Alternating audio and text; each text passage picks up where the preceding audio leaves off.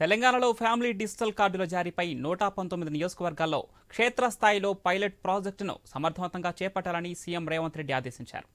మొత్తంగా 238 ప్రాంతాల్లో క్షేత్రస్థాయి పరిశీలన చేస్తారు. బృందాల సంఖ్యను పెంచుకోవాలని డిజిటల్ కార్డులపై సచివాలయంలో నిర్వహించిన సమీక్షలో చెప్పారు సీఎం. ఫ్యామిలీ డిజిట్ కార్డులపై పైలట్ ప్రాజెక్టు సేకరించే వివరాలను అధికారులు ముఖ్యమంత్రికి వివరించారు. పైలట్ ప్రాజెక్టును ఎన్ని రోజుల పాటు చేపడతారని సీఎం ప్రశ్నించారు. అక్టోబర్ 3 నుంచి 7 వరకు 5 రోజుల పాటు చేపడతామని అధికారులు తెలిపారు. ఈ సందర్భంగా కుటుంబ సభ్యులంతా సమ్మతిస్తే ఫ్యామిలీ కుటుంబం ఫోటో తీయాలని, దీనిని ఆప్షనల్గా ఉంచాలని సూచించారు సీఎం. కుటుంబం సమ్మతి లేకుంటే ఆ ఫోటో తీసుకోవాల్సిన అవసరం లేదన్నారు.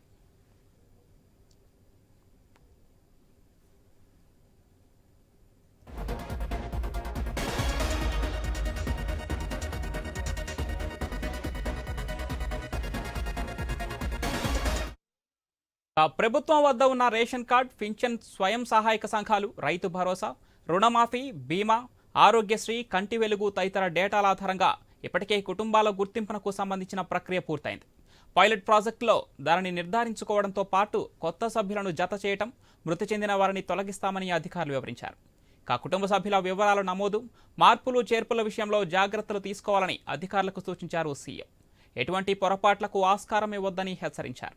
పైలట్ ప్రాజెక్టుతో బయటకు వచ్చిన సానుకూలతలు, ఎదురైన ఇబ్బందులతో నివేదిక తయారు చేయాలని ఆదేశించారు.